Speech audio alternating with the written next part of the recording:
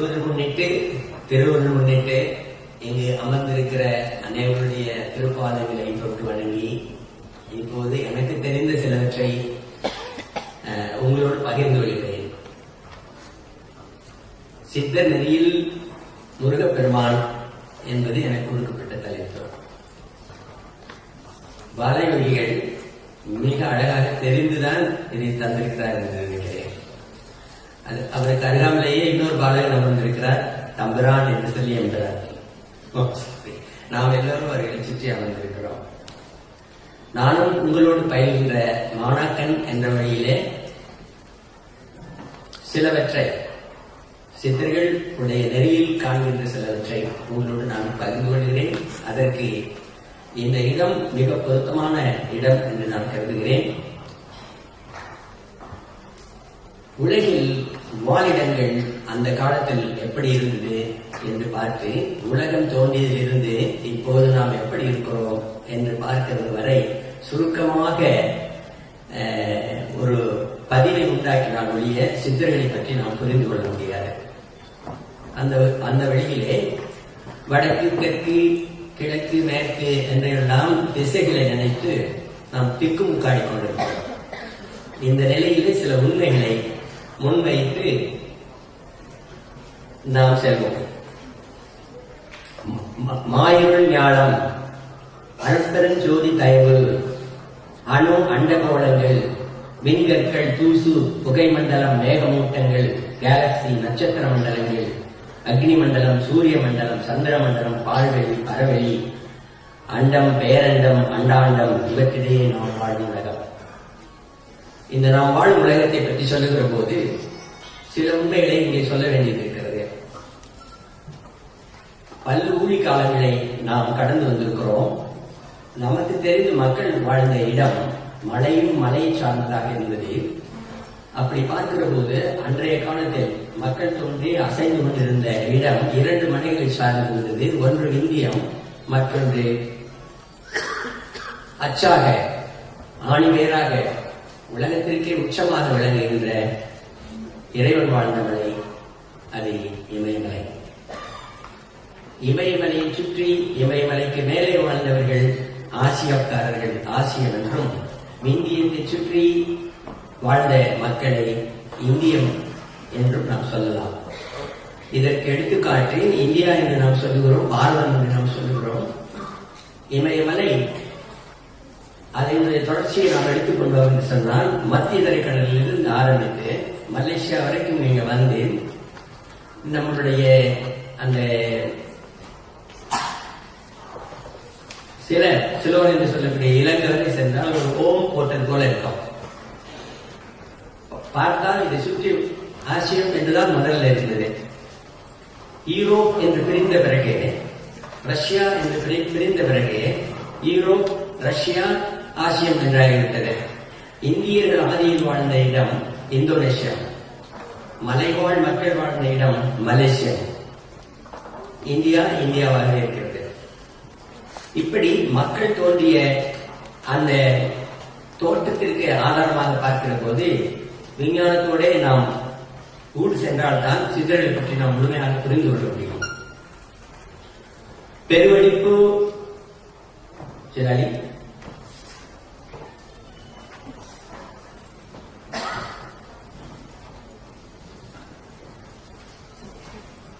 ஆதி சிவத்தினுடைய தோற்றம்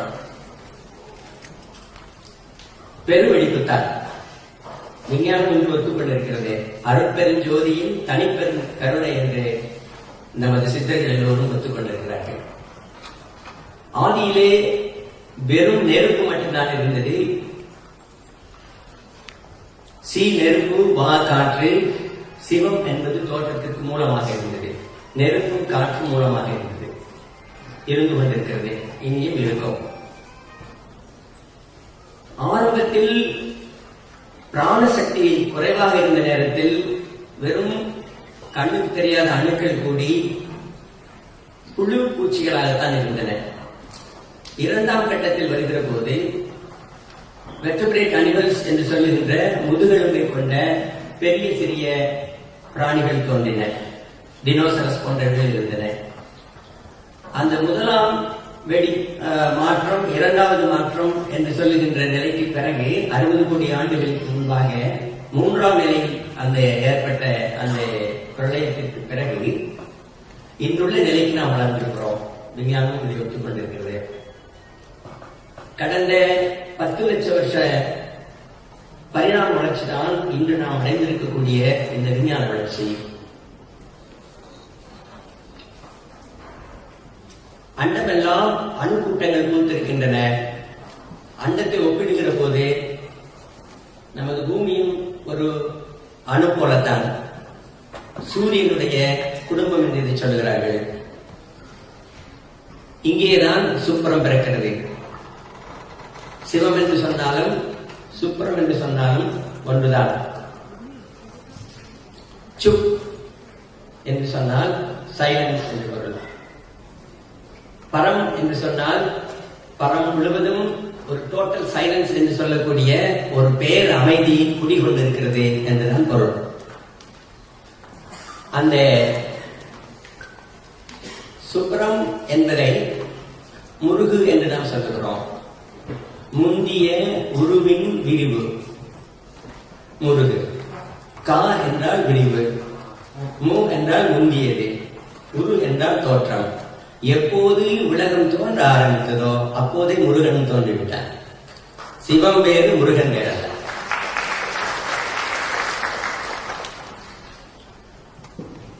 இந்த சிவனிய நினைவு நமக்கு எப்போது உண்டாகிறதோ அப்போது சுப் பரமாக இருந்த நிலையும் நமக்கு தெரியணும். வடதென் என்று இல்லை, சுப் ஹோஜா அப்படின்னு சொல்லுவாங்க வடமொழியில் சொல்றது. மொழி வேறுபாடு என்பது மனிதர்களுடைய வளர்ச்சிக்கு தகுந்த மாதிரி ஏற்பட்ட ஒரு மாறுபாடுதான். ஆனால் மொழிக்கு மூல காரணமாக இருந்த முருகக் கடவுள் தமிழ் என்று சொன்னார். அந்த தமிழ்தான் அமுதமாக எல்லா மொழிகளாகவும் மாறிவிட்டது. அதுல வடது என்ன தென்னது என்ன எல்லாம் என்னது என்று நீங்கள் எடுத்துக்கொண்டீர்கள் என்று சொன்னால் மொழி பிரச்சனை இருக்காது. மொழித்திறத்தின் முட்டறுத்தால் தான் ஆன்மீகத்தினுடைய கட்டை அறுக்க முடியும். இப்போது இயல்பாயும் இஷ்டமாயும் தெரியும் விரும்பும் உயிரினங்கள் அட்வில் யாராருக்கு என்னென்ன தோணுதோ அப்படியெல்லாம் நம்ம இருக்கணும் அப்படிதான் நம்ம நினைக்கிறோம். சின்ன வீடு இருந்தா ஒரு பெரிய வீடு வேணும்னு நினைக்கிறோம். பெரிய வீடு இருந்தா அப்புறம் ஒரு ராஜதன்மை நமக்கு வேணும்னு நினைக்கிறோம். இப்படி மாறி மாறி நமக்கு எண்ணங்கள் வருகிறது. திரும்ப உருவங்களை நம்ம பெறுகிறோம்னு நம்ம சொல்றாங்க. மாறி மாறி தோன்றும் பருவ மாற்றங்கள் இருக்கு. இன்று நாம் பெற்றுள்ள நாகரிக வளர்ச்சி அப்படித்தான் வந்திருக்கு. ஆனா சித்தர்களுடைய வாழ்ந்தது வெட்ட வழி தொடர்புடையது, அணியாத பொருளின் வாழ் கற்றுடையது, உயிராக்கத்தின் உண்மையை உணர்வது, மெய்ப்பொருள் காண்பது, மெய்யுணர்வை அடைவது என்பதுதான்.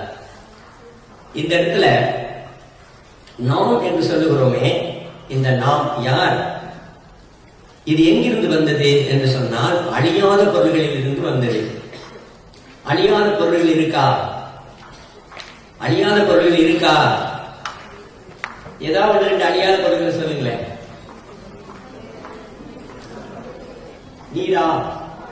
நீர் தான் அழிஞ்சு போத, ஆவியா போயிடுதுல. உயிரா? உயிர் தான் போயிடுதே. உடம்பார் அழியின் உயிரார் அழிவர் என்று சொல்லுகிறார்கள். உயிர் அழிஞ்சு போகுது. ஆத்மா என்று சொல்லுங்க. ஆமா, வீட்டுல எலக்ட்ரிசிட்டி போயிடுச்சு எலக்ட்ரிசிட்டின்னு சொல்றோம். ஆனா எலக்ட்ரிசிட்டி முற்றிலும் போய்விட்டதா? இல்லை. ஆன்மா இருக்கிறது. அந்த ஆன்மா பொறி தட்டி உலக உயிர்களாக இருக்கிற போது அந்த உயிர்கள் மறைந்து கொள்கின்றன. உடலோடு சேர்ந்த மீண்டும் உயிர் பெற்று வருவதற்கு மீண்டும் நமக்கு எலக்ட்ரிசிட்டி வந்தது மாதிரிதான். அதனால உயிர் அழியா பொருள் சொல்லிட்டீங்க. வேற என்ன நமக்கு ஞாபகம் சொல்லுங்க. உயிரெல்லாம் ரொம்ப பெரிய விஷயம். அதெல்லாம் ரொம்ப கான்ட்ரவர்சியான ஒரு விஷயம். அது உலகம் எல்லாம் அதுக்கு ஒரு பெரிய சர்ச்சையே இருக்கு. இந்த சோல் அப்படின்னு எடுத்துட்டா, மைண்ட் எடுத்துட்டா பிரச்சனைகள் வரும். அதனால அதை விட்டுட்டு தெரிஞ்சதை சொல்லுங்க. அழியாத பொருள், தெரிஞ்ச பொருள் சொல்லுங்க. சூரியன் கூட ஒரு நாள் சேர்த்து பொருள் சொல்றாங்க sir. Dead suns are there என்று சொல்றாங்க.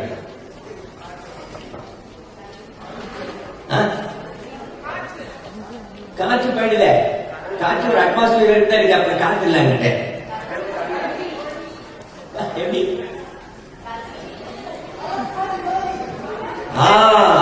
அருட்பெரும் ஜோதி. சரியாக சொன்னார், கை தட்டுங்க. ஒளி என்பது எப்போதும் அழியாத பொருளாக இருக்கிறது. ஒரு டார்ச் லைட்டை நீங்க அடிச்சீங்கன்னா, டார்ச் லைட்டை நீங்க அமர்த்திட்டா கூட அந்த ஒளி வேகத்தில் அது சென்று கொண்டுதான் இருக்கும், அழிகிறதே இல்லை. விஞ்ஞானமும் சொல்லுது. அதனுடைய தயவு தான் நம்ம எல்லாரும். அப்புறம் ஏதாவது வேற? சரி, நானே சொல்லிடுறேன், அழகு அழியாதான். எப்படி பாருங்க, சின்ன குழந்தை எல்லாம் தூக்கி கொஞ்சிடும், அப்புறம் ரொம்ப அழகா இருந்தோம். இப்ப யாராவது தூக்கி கொஞ்சம் முடியுதான். அதனால வெட்ட வெளி, டைம், ஸ்பேஸ், டார்க்னஸ் என்று அதை சொல்லிக்கொண்டே போகலாம். ஒரு 8 பொருள் சொல்லுகிறேன், மனசுல வச்சுங்க. ஃப்ரேம் போயிடலாம் நம்ம. வெட்ட வெளி, இருள், ஒளி, ஒளி, காலம், அணு, பரமான்மா, எண்ணம். இந்த எண்ணம் என்கிறது அழிவதே இல்லை. அந்த எண்ணம் தான் கோத்திரமாக இருக்கிறது. அந்த கோத்திரத்தை தான் சாத்திரங்கள் எல்லாம் மிகவும் போற்றி சொல்கின்றன. நாம் எடுத்துக்கொண்டோம் என்றால் நமது பிறப்பிற்கு நமது கோத்திரம் தான் காரணமாக இருக்கிறது. இந்த கோத்திரம் என்ற வார்த்தைக்கு பொருள் தெரிந்தால் அன்றி நாம் இதை விரும்ப மாட்டோம். கோத்திரம் என்ற வார்த்தை எதிலிருந்து வந்தது? அதுக்கு என்ன பொருள் இருக்க முடியும்? கோர்த்த திறம், கோத்திரம். அன்றைக்கு பிணையில் அடிக்கிற போது, அதாவது அந்த வயல்வெளிகளிலே விளைந்த நெற்களை நிறுத்தி அதை மாடுகளை வைத்து மிதிக்க விடுவார்கள். பிணையல் என்று சொல்வார்கள். அந்த பிணைப்பதற்கு மட்டமான ஒரே உயரமுள்ள மாடுகளை பார்த்து கோர்ப்பார்கள். கோ என்று சொன்னால் மாடு, பசு. அப்படி கோர்க்கிற போது சரியாக கோர்த்தால்தான் அந்த பிணையல் இரவெல்லாம் சுற்றி கொண்டு வரும். தன்னுடைய வேலை முடிக்கிற போது சோர்வு இல்லாமல் நன்றாக இருக்கும், ஒன்று போல் விளைக்கும். அதுபோல நமது ஜெனட்டிக் ஆர்டர் என்பது கோர்த்த வண்ணமாகவே வருகிறது. இன்னைக்கு நீங்க அதை பாத்தீங்கன்னா ஒரு பல மாதிரி தான் போட்டிருப்பாங்க, இந்த மாதிரி இருக்கும். அப்படி கோத்திர வழிகளில் வந்தவர்கள் தான் நாம். சித்தர்கள் சொல்லும்போது சொல்லுவாங்க, நேத்திரங்கள் கூட சாத்திரங்கள் காட்டாவே இல்லை. அந்த நேத்திரத்துக்கு நம்ம அப்புறம் வருவோம். இப்படி பார்க்கிற போது அண்டம், பரவெளி, பால்வெளி, சந்திர மண்டலம், சூரிய மண்டலம், அக்னி மண்டலம் என்று நாம் வரைவு பார்த்தோம் என்று சொன்னால் ஒன்றினுள் அடக்கமாக இருக்கிறது. உயிர் தோற்றங்கள் வருகிற போது நாம் பார்த்தோம், அணுக்கூட்டம், முதுகெலும் உள்ளது, முதுகெலும் இல்லாதது, பெருசி, சிறுசி, நீந்துவன, ஊர்வன, தத்துவன, பரப்பன, நடப்பன, மனித தோற்றம். இவ்வையத்து வாழும் மனிதர்களை பற்றி நாம் கருதுவது என்று சொன்னால், மனதை தன்னகத்தை உடையவர்கள், மானிடன் என்ற பெருமையுடையவர்கள், பிறந்தால் இறப்பது என்ற உறுதி உடையவர்கள், தன்னம்பிக்கை உடையவர்கள், தன்னம்பிக்கை அற்றவர்கள், முக்குண சம்பத்துடையவர்கள், விஞ்ஞானமய பெயர் உடையவர்கள், இவ்வையத்து வாழ்பவர்கள். மனிதர்களை பற்றி சொல்வது என்றால் இவ்வளவுதான் சொல்லணும். நம்மளுடைய அறிஞர் பெருமக்கள் சோசியலாஜி படிக்கிறது என்ன படிக்கிறோம்னு கேட்டீங்கன்னா, இந்த சோ கால்ட் கூடி வாழும் மிருகங்கள் என்று சொல்லுகிறார்கள், சோசியல் அனிமல் என்று சொல்கிறார்கள். நன்றாக இதை ஞாபகத்தில் வைத்துக் கொள்ள வேண்டும். மனிதர்கள் என்று வருகிற போது அந்த மனிதத்துடைய தன்மைகளை சொல்ல அது மானிடர் என்ற பெருமை நமக்கு இருக்கிறது. மனது மட்டும் நமக்கு இருக்கா? இந்த மனதினாலதான் 6வது அறிவு ஒன்று வருகிறது என்று சொல்கிறாங்க. மனம், புத்தி, சித்தம், அகம் என்று போகிறது. மனம், புத்தி, சித்தம், அகம் என்று போகிற போது சித்தர்கள் 4 பேர் பேசிட்டு இருந்தாங்கன்னா அவர்களை பார்த்து ஒரு வந்து அவர் மனுஷனா அப்படின்னு சொல்லுவாங்களாம். ஏன் இப்படி சொல்றீங்க சாமி கேட்டீங்கன்னா, அப்பதான் சொல்றாங்க, மனதால் இடர்வுகிறவன் மானிடன் என்று சொல்றாங்க. இது போல சித்தர்கள் வந்து பரிபாஷைகளிலே நிறைய விஷயங்களை சொல்லிட்டாங்க. நம்ம அடுத்து வருவோம், இந்த ஃப்ரேம் எல்லாம் பார்த்து முடிச்சுவோம். இப்படி மனிதர்கள் இருக்காங்கன்னா சித்தர்கள் எப்படி இருக்கிறாங்க?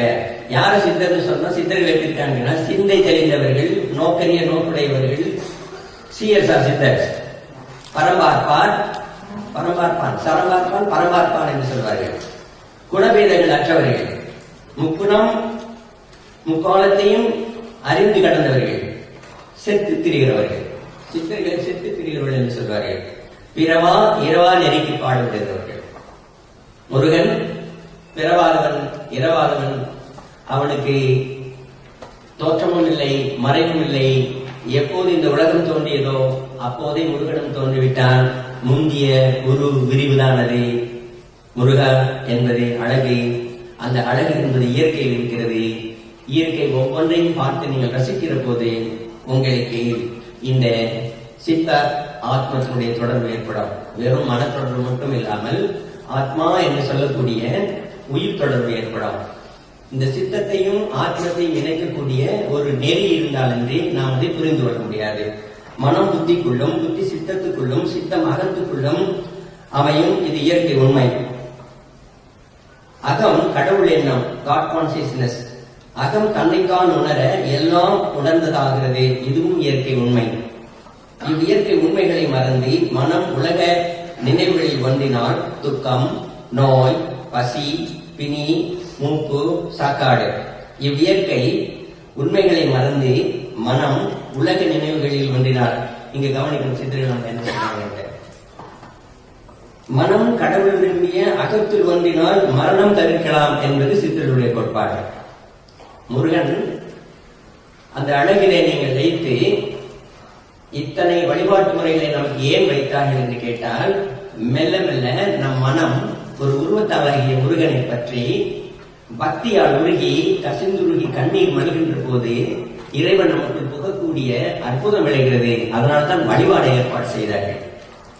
இந்த வழிபாடை ஏற்பாடு செய்கிற போது அதற்கென்று ஒரு தனி மொழியையும் உருவாக்கினான். முருகன் தான் அதையும் உருவாக்கினான். 2 கண்களிலே தமிழும் ஒன்று, வடமொழியும் ஒன்று. அதை வடமொழி என்றே நாம் சொல்ல வேண்டாம்.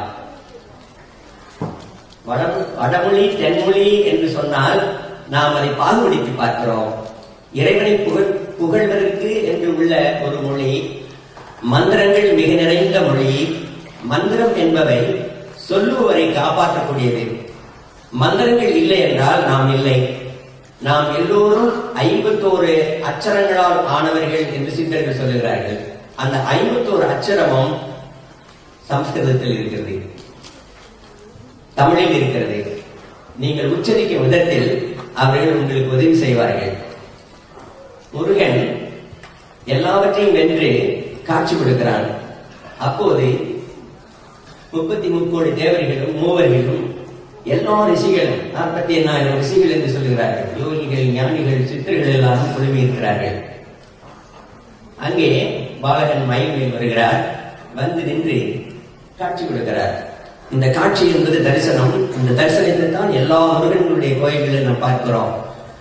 தெரி சன் சிறிது நேரத்திற்குள்ளேயே, வினாடிகளுக்குள்ளேயே உங்களுக்குள்ளே சனமாகிவிடும், பிரத்யட்சமாகிவிடும். அதற்காகத்தான் இந்த தரிசனத்திற்காக நாம் காத்திருக்கிறோம்.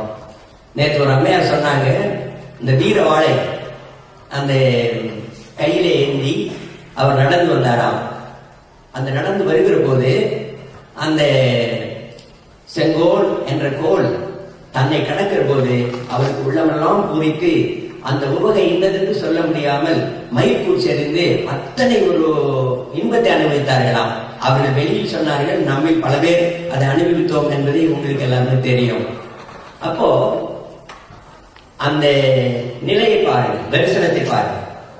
செங்கோல் சாயாத கோல், அது செங்கோல் செம்மையான கோல். அந்த கோல் தான் கால், அதுதான் காற்று. அந்த செங்கோல் இல்லை என்று சொன்னால் நாம் நிற்க முடியாது. நமது கால்களுக்கும் கலைகளுக்கும் அதைத்தான் சித்தர்கள் சொல்கிறார்கள். வலது காலை எடுத்து வச்ச வந்தா என்ன, இடது காலை எடுத்து வச்சா வந்தா என்ன, எந்த கால், இதுல எந்த கால் முக்கியம், ஏன் பார்த்து சொல்றீங்கன்னு சொல்றாங்க. ஆனால் இந்த கால் என்று சித்தர்கள் குறிப்பிட்டது காலம் நடப்பதற்கு உள்ள ஏதுவான பொருள். அது காலம் எப்படி நடக்குது, அதாவது இயற்கை எப்படி நடக்கிறது, நாம் நடக்கிறோம், கால்களால் நடக்கிறோம். காலம் எப்படி நடக்கிறது சிந்திச்சு பார்ப்போமே. சொல்லுங்களேன், யாராவது காலம் நடக்குதா, இயற்கை நடக்கிறதா, எப்படி நடக்கிறது? 5 கேள்வி கேட்கிறேன். ஒரு கேள்வி ஏற்கனவே கேட்டுட்டேன், அழியாத பொருள் என்னன்னு சொல்லி. சார் எனக்கு கொடுத்த தயத்துக்குள்ளே நான் முடிக்கிறதுக்கு முயற்சி செய்றேன், நிறைய நேரம் எடுக்க மாட்டேன்.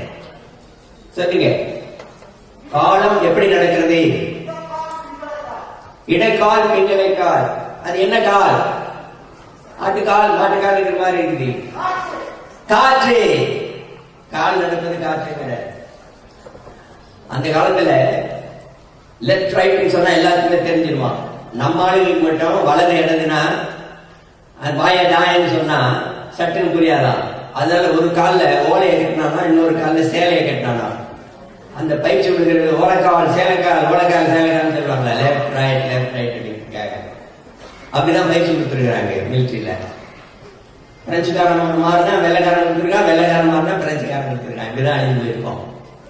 நம்முடைய பாரம்பரியங்களை விட்டதுனால அழிஞ்சிட்டோம். அவர் சொன்னாரு காலில் நடக்குது, அந்த காலத்தை நடத்துவான். கால் நடத்துதுன்னு சொன்னாரு, உயிர்களை நடத்தலாம். காலம் எப்படி நடக்குது? நான் கேட்ட கேள்வி காலம். நானே சொல்லிடுறேன். இரவு பகலாக காலம் நடந்து கொண்டிருக்கிறது. இரவு ஒரு கால் ஒரு 8, பகல் ஒரு கால் ஒரு 8. மனிதன் நினைக்கிறான் நம்ம தியான பயிற்சி செய்யணும்ட்டு, எங்க போகணும்னு பார்க்கிறான். அப்படி போகிற போது யார் தியானம் சொல்லிக் கொடுப்பார்கள் என்று தேடி அழிந்து தியானம் செய்கிறோம். ஆனால் இந்த இறைவன் முருகப்பெருமான் என்ன செய்யறாரு? அந்த பெருவெடிப்புல முந்தி அந்த உரு விரிந்த அந்த உருவுல தான் நடக்கிற அந்த முறையில பார்க்கிற போது இரவும் பகலுமாக நடந்து பருவங்களாக நடந்து தன் காலத்தை நடத்தி கொண்டு செல்கின்றார். இதைத்தான் திருவடி என்று சொல்கிறார். திரு அடி 2 கால்களால் நடக்கிறார். உயிரினங்கள் பகலிலே அடுக்க வேலை செய்கின்றன. நாம் உறங்குவதாக எண்ணிக்கொண்டு விடுகிறோம். ஆனால் நாம் புதுப்பிக்கப்படுகிறோம். தேய்மானங்கள் சீர் செய்யப்படுகின்றன. இழந்த சக்தியை மீண்டும் பெறுகிறோம். உண்மையான தியானத்தை நாம் அங்கே செய்து கொண்டிருக்கிறோம். நம்மை அறியாமலேயே நாம் செய்து கொண்டிருக்கிறோம். அறிந்து செய்தால் மரணம் இல்லை, அறியாமல் செய்தால் மரணம் என்பதைத்தான் தூங்கையிலே வாங்குகிற மூச்சு அது சுழிமாறி போனாலும் போச்சு என்று சித்தரித்து பாடினார்கள். அடுத்து இந்த சித்தர்கள் நோக்கரிய நோக்குடையவர்கள். நோக்கு என்று சொல்லுகிற போது பார்வை என்ற ஒரு பொருள் விடுகிறது. இந்த பார்வை நாம் பார்க்கிற பார்வையை சொல்கிறார்களா? அந்த நோக்கரிய நோக்கு என்பது எந்த நோக்காக இருக்க முடியும்? நேற்று சொன்னார்கள், முகத்திரண்டு கண்கொண்டு பார்க்கின்ற மூடர்கள், அகத்திரண்டு கண்கொண்டு பார்ப்பதே ஆனந்தம் என்று சொல்லி சித்தர்கள் எத்தனை கண்களை பெற்றிருந்தார்கள் என்பது பின்னாடி பார்ப்போம். அந்த நோக்கரிய நோக்கு என்பது அகநோக்கு. from within, நமக்குள்ளேயே பார்க்கக்கூடிய பார்வை. அந்த பார்வையை நாம் பெற்றோம் என்றால் எல்லாவற்றையும் பெற்றுவிடலாம். எதை தெரிந்து கொண்டால் எல்லாவற்றையும் தெரிந்து விடலாமோ அதை சொல்வதுதான் சித்தர்களுடைய வழி. இந்த சித்தர்கள் எப்படி இருக்கிறார்கள் என்று கேட்டால், பரம் பார்ப்பார். தன்னை பார்க்க மாட்டாங்க, பரம் பார்ப்பார். நம்மளாம் என்ன பார்ப்போம்? பராக்கு பார்ப்போம். போகும்போது என்ன அட்வர்டைஸ்மெண்ட் இருக்குது, எது ரொம்ப சிறப்பா இருக்குது. ஆனால் அவர்கள் என்ன பார்ப்பார்கள்? பரம் பார்ப்பார்கள். பரம் என்பது வெட்டவெளி. வெட்டவெளிங்கிறது இன்பினிட். இன்பினிட் என்பது அழியாத பொருள். அழியாத பொருள்களை அவர்கள் எப்போதும் பார்த்து கொண்டே இருப்பார்களாம். அது கேசரி என்றவர்கள் சொல்வார்கள், அரை கண்ணை மூடிய நிலையில் பார்க்கும் பார்வை. குணபேதங்கள் அற்றவர்கள் அவர்கள். மனிதனுக்கு குணங்கள் உண்டு, 8 குணங்கள். அதுபோல இறைவனுக்கும் குணம் உண்டு, என் குணத்தான் என்று போற்றப்படுகிறார். மனிதனுடைய குணம் அழிவை நோக்கி செல்கிறது. முக்காலத்தையும் அறிந்த ஞானிகள், மெய்ஞானிகள், சித்தர்கள் செத்து திரிகிறவர்கள் என்று ஏன் சொல்லுகிறோம் என்று கேட்டால், அவன் நான் சொல்லிட்டான்பா, தூங்கவே மாட்டார் 2 நாளைக்கு. ஒரு 10 தடவையாவது சொன்னாதான் அவர் தூக்கம் வரும். என்ன அந்த மாதிரி கேட்கக்கூடாதுங்க, இந்த மாதிரி பார்த்துருக்கவே கூடாதுங்க என்று சொல்லுவோம் நாம். ஆனால் சித்தர்கள் எப்படி இருப்பார்கள் என்று சொன்னால் கவலையற்று இருப்பார்கள். எதை பத்தியும் கவலைப்பட மாட்டாங்க. ஒரு சின்ன உதாரணம் சொல்லணும்னா, ஒரு பெரிய சித்தரை பத்தி நம்ம நினைச்சா தான் சொல்ல முடியும். விவேகானந்தர் ஒரு முறை நம்ம ட்ரெயின்ல போயிட்டு இருந்தார். First class ticket. கூட 2 மிலிட்டரிக்காரங்க உட்காந்துருந்தாங்க. ஒரு கேப்டன், ஒரு மேஜர். அவங்க 2 பேரும் ஆங்கிலத்தில் பேசிட்டு வராங்க. இந்தியாவில் 2 பேருக்கு பஞ்சமே இருக்காது. ஒன்று சாமியார், இன்னொன்று மாடு. இது 2 நல்லா சாப்பிடும். சாப்பிட்டு நல்லா கொள்ளு கொள்ளு கொள்ளுன்னு எப்போ பாரு இப்படி பார்க்கற மாதிரி ரசிகரமா இருக்கும். இப்படி பேசிக்கொண்டு வருகிறார்கள். இவருக்கு தாகம். அந்த காலத்துல பாத்தீங்கன்னா ஒவ்வொரு ஸ்டேஷன்லையும் ஸ்டேஷன் மாஸ்டரா இருக்கிறவன் வெள்ளைக்காரனா இருப்பான். இது வண்டி போய் நிற்குது, how about bringing some water அப்படின்னு கேட்கிறாரு. உடனே அந்த வெள்ளைக்காரன் எஸ் தண்ணி கொடுக்குறாங்க. குடிச்சிட்டு திருப்பி ட்ரெயின் பரப்புது. பரப்புற உடனே அந்த வெள்ளைக்கார சகோதரர்கள் கேட்கிறாங்க அவர்கிட்ட, இங்கிலீஷ் சாமிகளை அப்படி ஒரு ஏற்று ஒரு பார்வை பார்க்கிறாரு. நீங்க டாக்கிங் ஆல் இல்ல about him. You have never spoken a word. நான் இவ்வளவு தப்பா உங்களை பேசுறதே நீங்க ஒண்ணுமே சொல்லலையேன்னு கேட்டாங்க. அவர் சொன்னாரா, this is not the first time among the fools. இதுதான் செத்து திரிதல் என்று சொல்லக்கூடிய ஒரு நிலை. கவலைப்பட மாட்டாங்க அவங்க. எத்தனையோ பேர் இது மாதிரி பார்த்துருக்கிறாங்க. அவனோட இதுக்கு போய் வாங்கும். நேற்று ஒரு அம்மா இங்க சொன்னாங்க, இது சிறு தெய்வம், முருகன் சிறு தெய்வமா, சிறு தெய்வத்தை கும்பிடக்கூடாது, மந்திரிச்சு போகும். ஐயா அவங்க சத்தமா பேசிட்டேன். எங்க அம்மா சொல்றாங்க, நீங்க என்ன வந்தீங்களோ வந்த வேலை மட்டும் பாருங்க, இங்க வந்து உங்க கோபத்தை காட்டாதீங்கன்னு சொல்லிட்டு. ஐயா அவங்க கோபப்படுவாரா? பக்கத்துல இருக்கவங்க கேட்கிறாங்க. வரும், கோபம் வரும். எப்போ நமது பாரம்பரியம் இகழப்படுகின்ற போதே, நம் மக்கள் குடும்பமாக தங்களை இழந்து கொண்டிருக்கிற போதே, நம்மளுடைய பொக்கிஷங்களாகிய நமது பெட்டகங்கள் அழிகின்ற போதே, அப்போது நாம் கோபப்படாவிட்டால், நம் உயிரை கொடுத்தும் காக்க நாம் தவறிவிட்டோம் என்று சொன்னால் அதனால் நமக்கு என்ன பயன்? பாடல் புத்தகத்திலே எரிந்து கொண்டிருக்கிறது. அங்கே ஒரு லைப்ரரி மட்டும் அப்படியே இருக்கு. அதுல ஆயிரக்கணக்கான சுவடிகள் இருக்கு. மணிக்காப்பர் அதை பார்த்துட்டு இருக்கான். அப்போது கோடி வருகிறார். வந்து கேட்கிறாரு, என்ன செஞ்சுட்டு இருக்க நீங்க, ஏன் இதை எரிக்காம வச்சுட்டு இருக்க அப்படின்னு சொல்லிட்டு. நான் அதை எரிக்க பாடுபடுகிறேன். நிறைய பிராமண குழந்தைகள் வந்து குறுக்கே விழுகின்றன, தங்கள் உயிரை கொடுக்கின்றன. நிறைய மக்கள் வந்து இதை எதிர்க்கிறார்கள். மாட மாளிகைகள் கூட கோபுரங்கள் எரிகிற போது கூட அவர்கள் கவலைப்படவில்லை. ஆனால் இந்த நூலகத்தை நெருங்கி விடாமல் அவர்கள் செய்து கொண்டிருக்கிறார்கள் என்று சொல்கிறார். அப்போ குர்ஆனில் இல்லாதது இதில் இருக்கிறதா என்றவர் கேட்கிறார். குர்ஆனில் எல்லாமே இருக்கிறது, அப்புறம் ஏன் பயம் சொல்லுங்க? ஆனால் இந்த இளைஞர்களுக்கு தாங்க முடியவில்லை. அப்போது தான் பெற்ற செல்வம், ஒரு 22 வயது குழந்தையை அவள் இழந்து விட்டு நிற்கிறார். இப்போது அதற்கும் இளைய பெருமாள் ஒருவன் ஓடுகிறான். அவரை பிடிக்கிறார், கையில பிடிக்கிறார். அப்ப தடுக்காதீங்க, நம்ம செல்வங்கள் எல்லாம் அழிந்து கொண்டிருக்கிறது என்று இந்த இளைஞன் சொல்கிறார். அப்ப அவர் சொல்றாரு, நீ யாரு? நீ யாரு? நான் சதுர்வேதி. நீ யாரு? நீ திரிவேதி. நீ யாரு? நீ துவேதி. எல்லா வேதங்களும் உனக்குள்ள இருக்குப்பா. உயிரை கொடுத்துட்டா திருப்பி வருமா? நீ உன் மனசுல வச்சிருக்க 4 வேதங்கள் உனக்கு தெரியும், உட்காந்து எழுதிடலாம், கவலைப்படாத. உன் உயிரை முதலில் காப்பாற்றிக்கொள், அதுக்கப்புறம் மீதி எல்லாத்தையும் உன் காப்பாற்றிக் கொள்ளலாம் என்று சொன்னாராம். ஆக இப்படி காப்பாற்றப்பட்ட ஒரு நிலை நமக்கு ஏற்பட்டிருக்கிறது. தொடர்ந்து இது போல அழிவுகள் வந்து கொண்டிருக்கின்றன. அகப்பகையும் புறப்பகையுமாக நாம் பெரும் பகைகளை சந்தித்துக் கொண்டிருக்கிறோம். அதுதான் அசுரம். அந்த அசுரத்தை அழிக்க வந்தவன் தான் முருகன். அந்த முருகன் கொண்டு வந்தது ஞானம். அந்த ஞானத்தை அவன் எப்படி கொடுத்தான் என்று கேட்கிற போது, இது குழுமி இருந்தார்கள் அல்லவா, அவர்களிலே ஒருவர், ஐயனே மிகச்சிறாராக நீங்கள் காணப்படுகிறீர்களே, வெறும் மயிலையும் ஒரு வேலையும் மட்டும்தானே வைத்திருக்கிறீர்கள், இப்பேற்பட்ட அசுரர்களை உங்களால் எப்படி அழிக்க முடிந்தது? அந்த விவரத்தை எனக்கு சொல்லுங்கள் என்று சொன்னாராம். எப்படி 44 ரிஷிகள், யோகிகள், ஞானிகள், 3 தேவரும் அங்க இருக்கிறாங்க. இப்படி சொன்னவர் எங்க இருக்காரு அப்படின்னு பார்க்கிற போது முருகனால பார்க்கவே முடியலையா. பார்த்தால் தண்டனிட்டு அகத்திய பெருமான் படுத்திருந்தார்.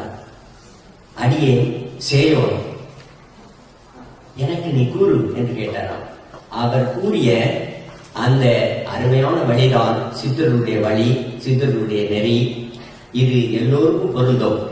ரிஷிகள் என்றால் 2 தன்மைகளை உடையவர்கள், 2 டைமென்ஷன் இருக்காங்க. இருடி, அதைத்தான் ரிஷிகள் என்று சொல்றோம். இந்த ரிஷி வாயிலாகத்தான் நமக்கு எல்லாம் வந்தது.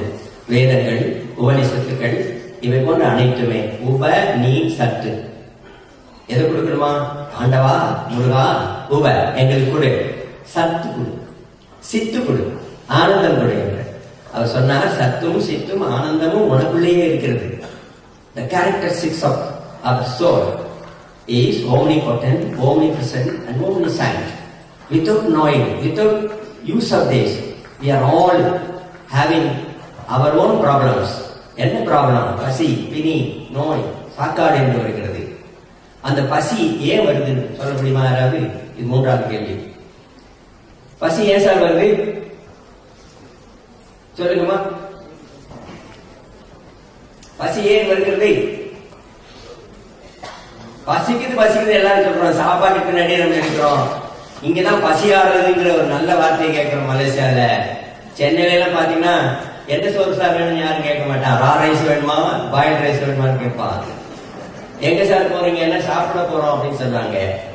ஆனால் பசியாறுதல் என்று சொல்லக்கூடிய ஒரு அருமையான வார்த்தையை நம்ம இங்குதான் அடிக்கடி கேட்க முடிகிறது. சொல்லுங்க, பசி ஏன் வருகிறது?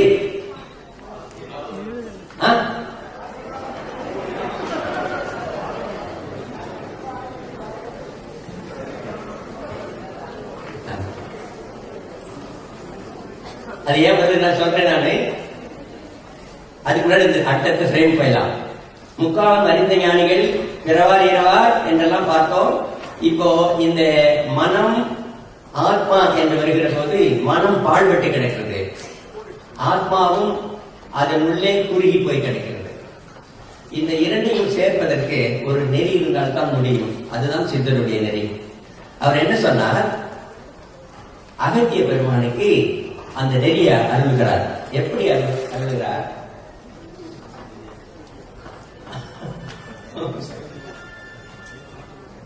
இந்த 2 நிமிஷம் தான் எனக்கு கொடுத்து கேட்டேன். நான் இன்னும் ஆரம்பிக்கவே இல்லை.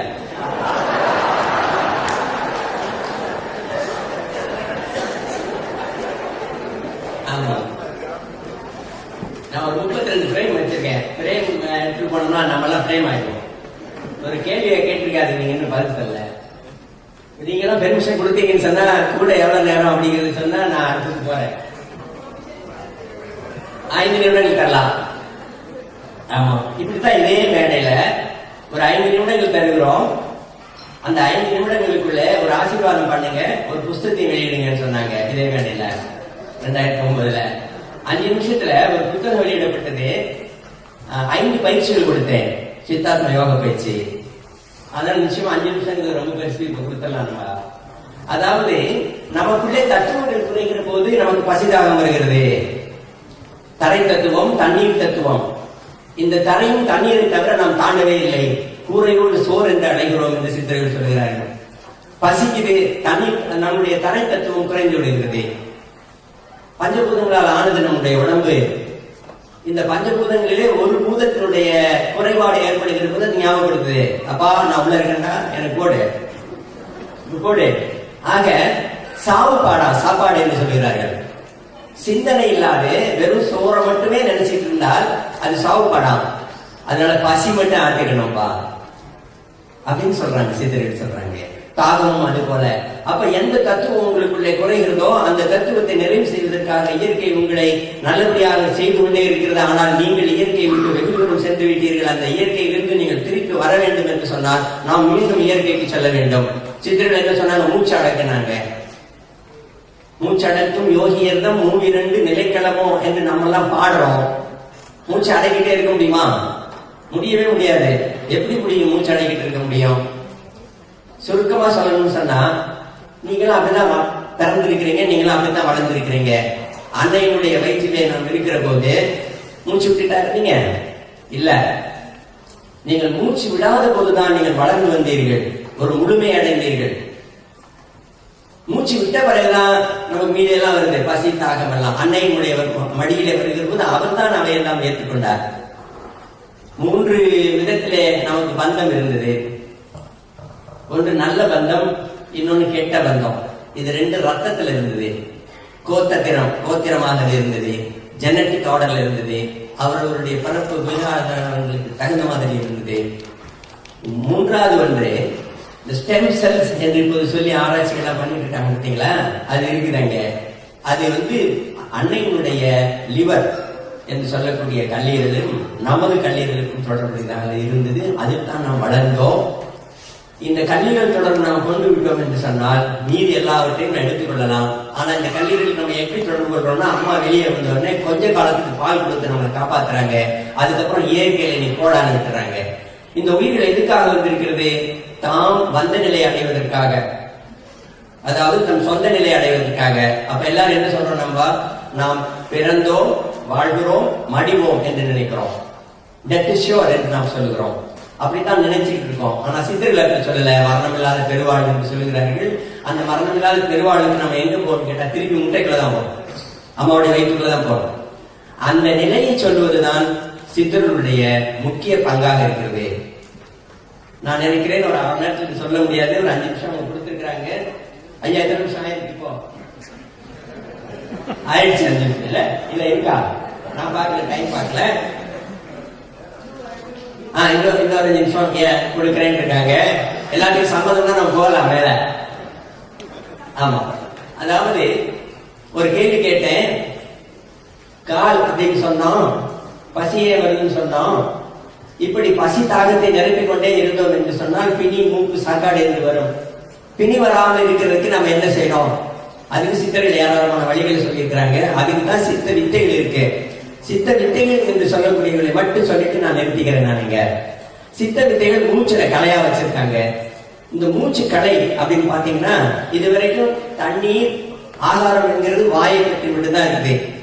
2 முகம் தான் பார்த்தோம். இந்த 3வது முகம் தான் மூச்சு. அதை யாரும் பார்க்கல.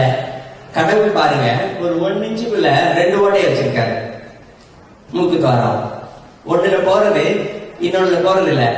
நீங்க நல்லா பாத்தீங்கன்னு சொன்னீங்கன்னா இந்த சரம் என்று சொல்லக்கூடிய மூச்சு காற்று மாறி மாறி நடந்து கொண்டே இருக்கும். உடலினுடைய தட்ப வெப்பங்களை அது சரி செய்கிறது. இந்த தட்ப வெப்பங்கள் சீரானால் எல்லாம் சீராகும். அதுதான் சித்தருடைய வித்தை. இடது நாசி, வலது நாசி, இதற்கு பெரும் பெரும் தத்துவங்கள் எல்லாம் இருக்கு. தத்துவங்களை சொல்லிட்டு போனா நமக்கு நேரம் இருக்காது. சூரியகனை, சந்திரகனை என்றெல்லாம் சொல்லுகிறார்கள். நீங்க கன்ஃபியூஸ் பண்ணிக்கிற வேண்டாம். அதுல ஐயா ஆங்கிலத்தோடு சேர்ந்து பேசுகிறேன், தயவு செய்து மன்னித்து விடுங்கள். எங்களுக்கு அப்படியே பேசி பேசி பழக்கமாயிடுச்சு. 2 வார்த்தை நாங்கள் ஆங்கிலத்தில் பேசினா தான் 3வது வார்த்தை தமிழ் வார்த்தை வருது. அப்படிதான் நாங்கள் பழகிட்டோம். அதனால இங்க வந்து பார்க்கிற போது உங்களுடைய சுத்தமான அந்த தமிழை கேட்கிற போது மிகவும் மிகவும் மகிழ்ச்சியாக இருக்கு.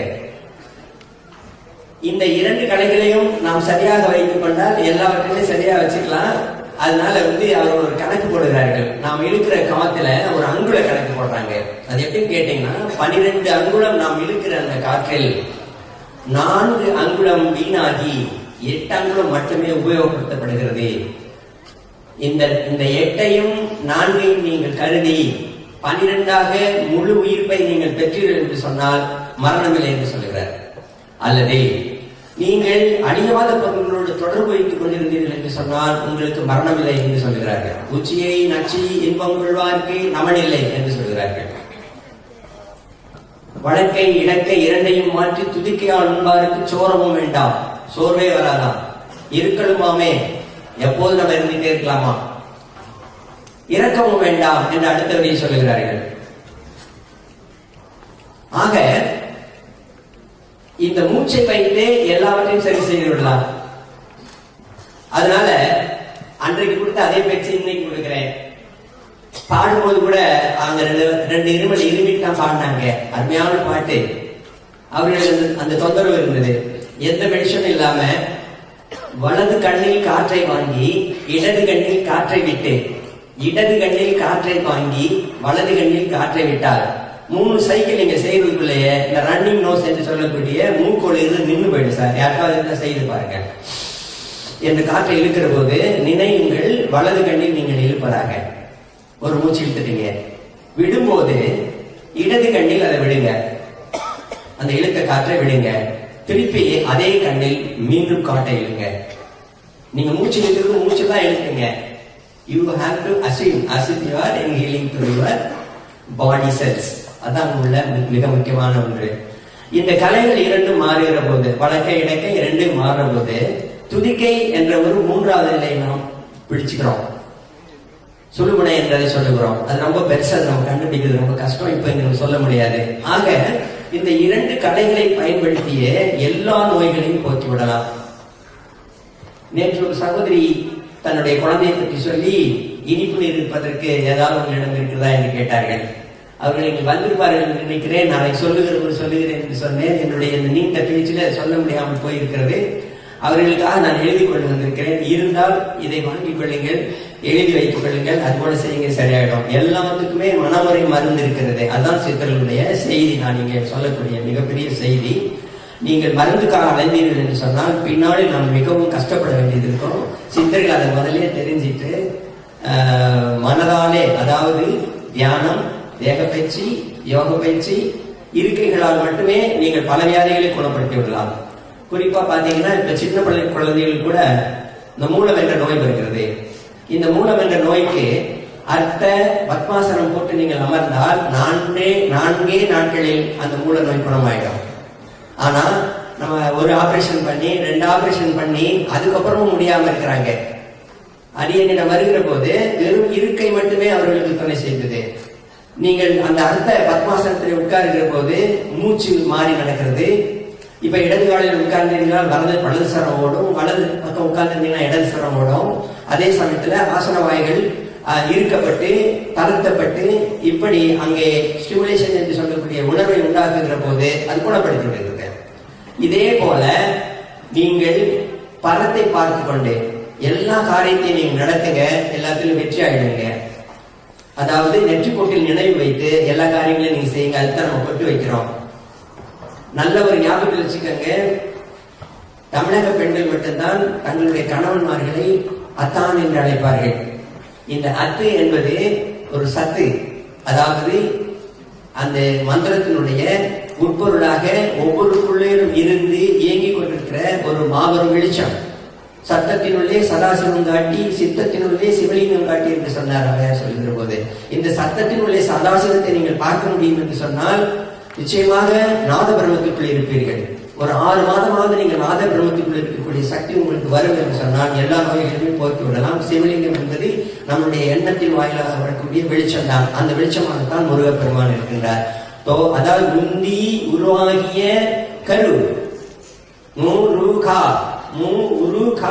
முருகா, நீங்கள் எல்லோரும் அந்த முருகனுடைய அம்சமாகத்தான் இருக்கிறீர்கள், தெய்வத்தினுடைய அம்சமாக இருக்கிறீர்கள், கடவுளாகவே இருக்கிறீர்கள் என்பதை நினைங்கள்.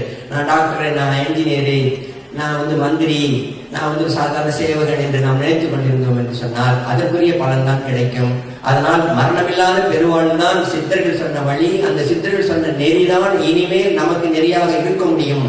ஏனென்று கேட்டால் நமக்கு சரியை கிரியை யோகம் ஞானம் என்ற 4 வழிகளையும் கொடுத்த அவர்கள் சரியை கிரியை யோகம் வரை வந்திருக்கிறார்கள். அந்த ஞானம் என்கின்ற வழிக்கு வருகிற நிலை இனிமேல் தான் ஆரம்பிக்க வேண்டும். நிச்சயமாக அந்த ஞானத்தை உங்களுக்கு இங்கே முருகன் அருள்வான்.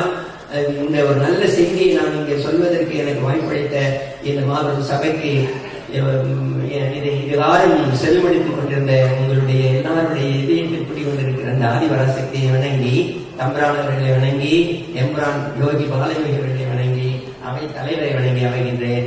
ஓம் சக்தி பராசக்தி வாழ்த்துக்கள். சத்தியம்